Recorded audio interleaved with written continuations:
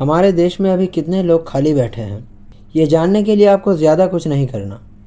बस आप big boss show के व्यूज़ चेक कर लीजिए, उसी से आपको इस बात का अंदाज़ा हो जाएगा।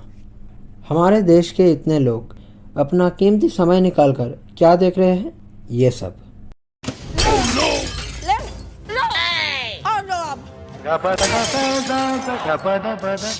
Drama. Big Boss, are you going to call me in the confession room?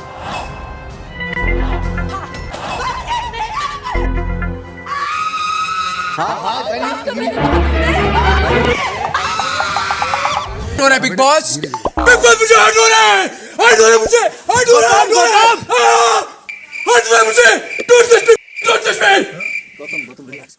ये शो आखिर क्यों है, क्या है, ये मैं आज तक समझ नहीं पाया। खैर, आज हम बात करेंगे इस शो के कंटेस्टेंट साजिद खान के बारे में। जी हाँ, वही घटिया साजिद खान, जिसको आपने कई बार लड़कियों के साथ गलत व्यवहार के लिए कई बार विवादों का शिकार होते देखा है। इस घटिया इंसान के ऊपर एक या दो नहीं बल्कि 10 लड़कियों ने एक साथ सेक्सुअल हैरेसमेंट का केस किया है। आप सभी जानते हैं कि साजिद खान बॉलीवुड के एक जाने माने मूवी डायरेक्टर है, जिन्होंने कई हिट मूवी बॉलीवुड को दी है। साजिद ने बताया है कि वो इस शो में अपने छवि को सुधारने के लिए आया है, पर जब से वो बिग बॉस के घर में आए हैं, उनके और भी राज बाहर आ रहे हैं। मी टू कैंपेन के चलते अब कई लड़कियां खुलकर सामने आ रही हैं। इसमें खास नाम है शर्लिन चोपड़ा का। हाल ही में उन्होंने साजिद के खिलाफ जुहू पुलिस स्टेशन में एक मामला दर्ज किया है। सुनिए शर्लिन ने क्या कहा।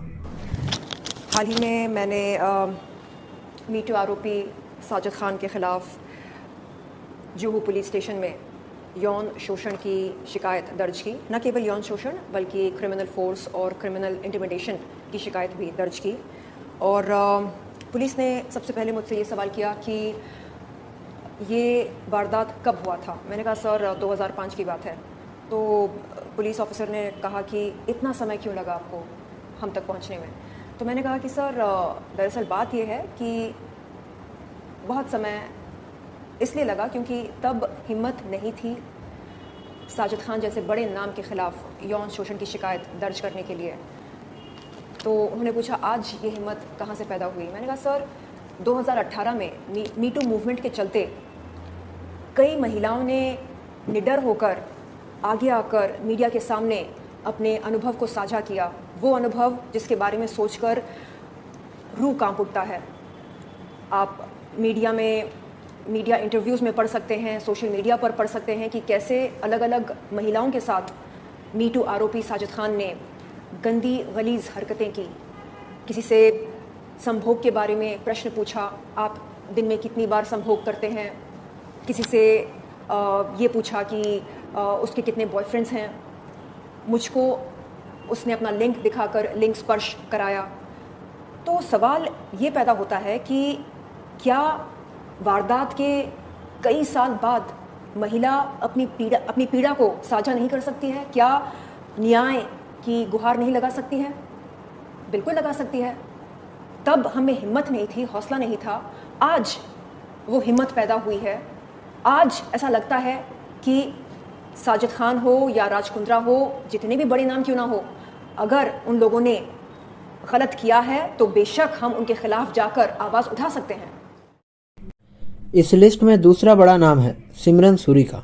एक बार उनकी भी बयान सुन लेते हैं। टाइम पे मुझे पता नहीं उनको कहाँ से मेरा नंबर मिला था, सो उन्होंने डायरेक्टली मुझे कॉल किया। किसकी बात आप कर रही हैं? साजिद खान।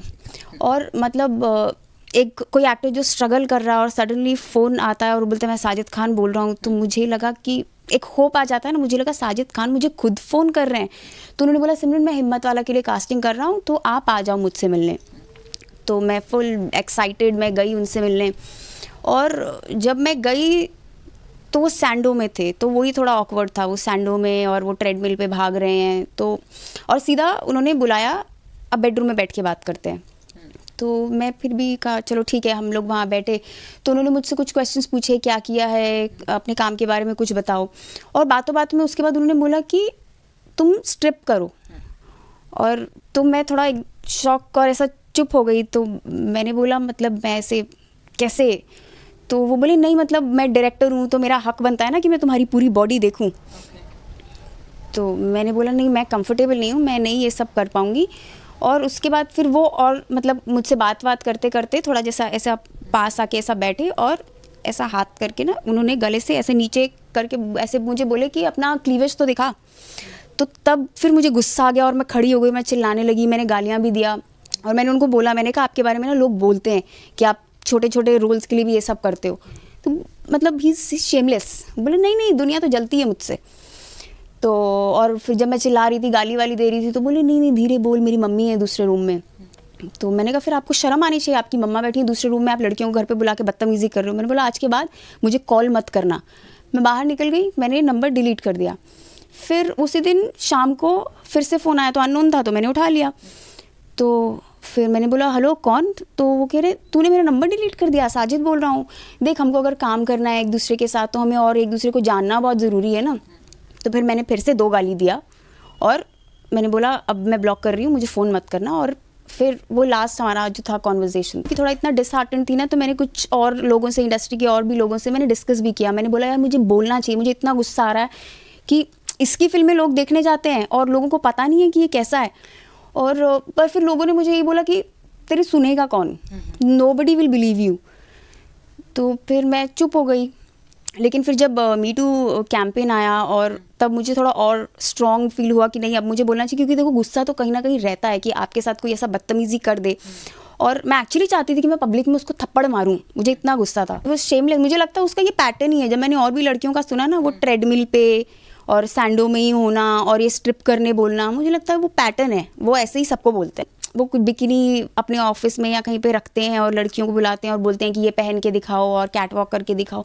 मतलब उनकी स्टोरीज तो आप इंडस्ट्री के किसी से भी पूछ लो तो मुझे लगता है सबके साथ कुछ ना कुछ हुआ है और सबको पता है, उसके बारे में तो सबको पता है, मगर बोलता कोई नहीं है। बोलता कोई नहीं है। तो ये जो बार बार रिपीटेडली ये करता है ना, मुझे लगता है उसको मेंटल प्रॉब्लम है। तो पहले तो उसको या तो उसको असाइलम में डालो, उसका प्रॉपर इलाज करवाओ। इस आदमी को खुला पब्लिक में छोड़ना ही नहीं चाहिए, इसको जेल में भी नहीं, इसको मेंटल इलाज की ज़रूरत है। हालांकि ये वीडियो बहुत पुराना है पर घाव अभी भी ताज़े हैं। इससे पहले भी जिया खान, दिया मिर्ज़ा, मंदाना, सोना जैसी कई लड़कियों के नाम इस तरह के मामले में साजिद के साथ जुड़ा है। अब बिग बॉस में आने के बाद से ही और भी ज़्यादा से ज़्यादा लड़कियों के नाम इस लिस्ट में जुड़ रहे हैं।